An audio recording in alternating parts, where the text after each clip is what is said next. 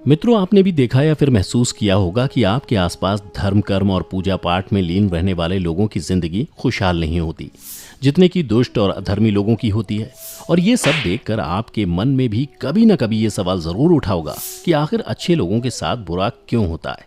परंतु आज के अधिकतर जनमानस इस रहस्य के बारे में नहीं जानते, जिसका सबसे बड़ा कारण है कि वे धर्म ग्रंथों को सही से पढ़ते नहीं या फिर उसमें लिखी बातों पर विश्वास नहीं करते। आज की इस वीडियो में हम आपको बताएंगे कि आखिर अच्छे लोगों के साथ हमेशा बुरा ही क्यों होता है, जिसका वर्णन भागवत गीता में भगवान कृष्ण ने विस्तार से किया है। तो चलिए बिना किसी देरी के आज की ये वीडियो शुरू करते हैं। नमस्कार मित्रों, स्वागत है आपका एक बार फिर द डिवाइन टेल्स पर। धर्म ग्रंथों में भागवत गीता एक ऐसा धर्म ग्रंथ है जिसमें मनुष्य के मन में उठने वाले हर प्रश्न का हल विस्तार से बताया गया है।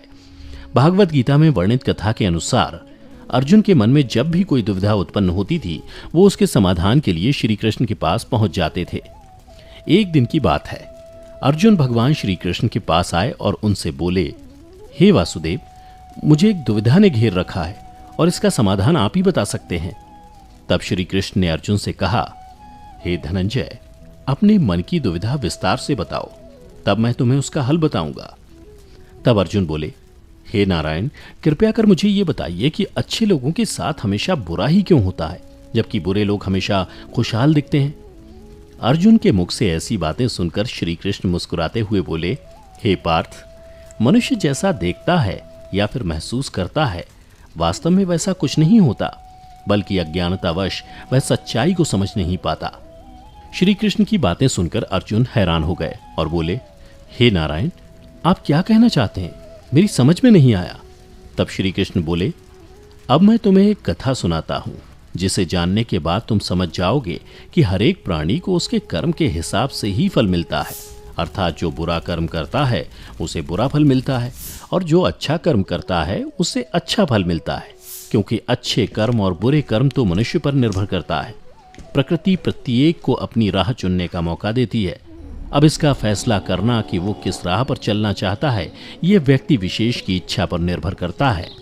फिर कथा सुनाते हुए श्री कृष्ण बोले, बहुत समय पहले की बात है, एक नगर में दो पुरुष रहा करते थे। उनमें से एक पुरुष व्यापारी था, जिसके लिए अपने जीवन में धर्म और नीति की बहुत महत्ता थी। वो पूजा पाठ और भगवान की भक्ति में बहुत विश्वास करता था। चाहे कुछ भी हो जाए, वो रोज मंदिर जाना नहीं भूलता, ना ही दान धर्म के कार्य में किसी प्रकार की कमी रखता था। कुछ भी हो जाए, वह नित्य भगवान की पूजा अर्चना किया करता था। वहीं दूसरी ओर उसी नगर का दूसरा पुरुष पहले से बिल्कुल ही विपरीत था। वो प्रतिदिन मंदिर तो जाया करता था, परंतु पूजा पाठ के उद्देश्य से नहीं, बल्कि मंदिर के बाहर से चप्पल और धन चुराने के लिए। उसे दान धर्म न्याय नीति किसी से कुछ लेना देना नहीं था, इतना ही कि वह मंदिर जाकर वहां चोरी किया करता था। इसी तरह समय बीतता गया और एक दिन उस नगर में जोर की बारिश हो रही थी, जिसकी वजह से उस दिन नगर के मंदिर में पंडित के अलावा कोई नहीं था। ये बात जब दूसरे पुरुष को पता चली तो उसके मन में ख्याल आया, अभी सही मौका है मंदिर के धन को चुराने का, और वो बारिश में ही मंदिर पहुंच गया। मंदिर पहुंचकर उस व्यक्ति ने पंडित से नजर बचाते हुए मंदिर में मौजूद सारे धन और जेवरात चुरा लिए और बड़ी प्रसन्नता से वहां से निकल गया।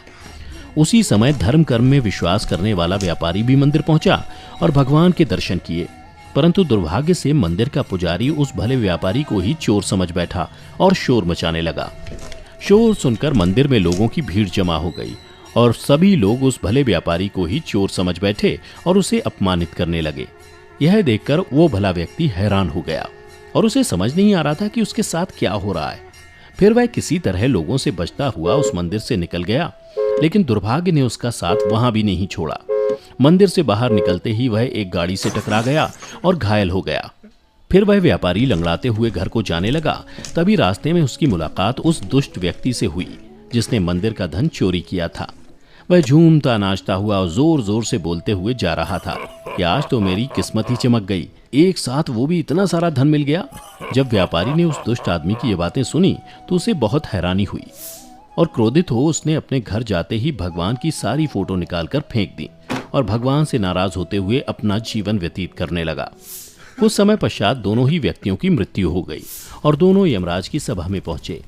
उस व्यापारी ने अपने बगल में उस दुष्ट व्यक्ति को खड़ा देख क्रोधित स्वर में यमराज से पूछ ही लिया कि मैं तो हमेशा अच्छे कर्म करता था पूजा पाठ दान धर्म में विश्वास रखता था, जिसके बदले मुझे जीवन भर सिर्फ अपमान और दर्द ही मिला। और इस अधर्म करने वाले पापी व्यक्ति को नोटों से भरी पोटली, आखिर क्यों? इस पर यमराज ने उस व्यापारी को बताया कि पुत्र, तुम गलत सोच रहे हो। जिस दिन तुम्हें गाड़ी से टक्कर लगी थी, वास्तव में उस दिन तुम्हारे जीवन का आखिरी दिन था, परंतु तुम्हारे किए गए अच्छे कर्मों के कारण ही तुम्हारी मृत्यु एक छोटी सी चोट में परिवर्तित हो गई। और इस दुष्ट व्यक्ति के बारे में जानना चाहते हो तो पुत्र, दरअसल इसके भाग्य में राजयोग था, जो कि इसके दुष्कर्म और अधर्म के कारण एक छोटे से धन की पोटली में परिवर्तित हो गया। श्री कृष्ण अर्जुन को यह कथा सुनाने के बाद कहते हैं, पार्थ, क्या तुम्हें अब तुम्हारे प्रश्न का उत्तर मिल गया? ऐसा सोचना कि भगवान लोगों के अच्छे कर्मों को नजरअंदाज कर रहे हैं, ये बिल्कुल भी सत्य नहीं है। भगवान हमें क्या किस रूप में दे रहा है, ये मनुष्य की समझ में नहीं आता। लेकिन अगर आप अच्छे कर्म करते हैं तो भगवान की कृपा सदैव आप पर बनी रहती है। तो मित्रों, इस कहानी से ये पता लगता है कि आपको कभी भी अपने कर्मों को बदलना नहीं चाहिए, क्योंकि आपके कर्मों का फल आपको इसी जीवन में मिलता है, बस आपको उसका पता नहीं चलता। इसलिए मित्रों, मनुष्यों को चाहिए कि वह हमेशा अपने जीवन में अच्छे कर्म करते रहें, क्योंकि श्री कृष्ण ने गीता में भी बताया है कि किसी के द्वारा किया गया कर्म बेकार नहीं जाता, भले ही कर्म अच्छा हो या फिर बुरा। तो मित्रों, आशा करता हूं कि आप भी आज से इस कथा का अनुसरण करेंगे। फिलहाल आज की ये कथा यहीं समाप्त होती है। अगर आपको हमारी ये कथा पसंद आई हो तो इसे ज़्यादा से ज़्यादा लाइक और शेयर करें। साथ ही अगर आप हमारे चैनल पर पहली बार वीडियो देख रहे हैं तो ऐसी ही पौराणिक और आध्यात्मिक कथाओं के लिए इसे अभी सब्सक्राइब कर लें। और हमारी आज की ये वीडियो कैसी लगी हमें कमेंट करके ज़रूर बताएं।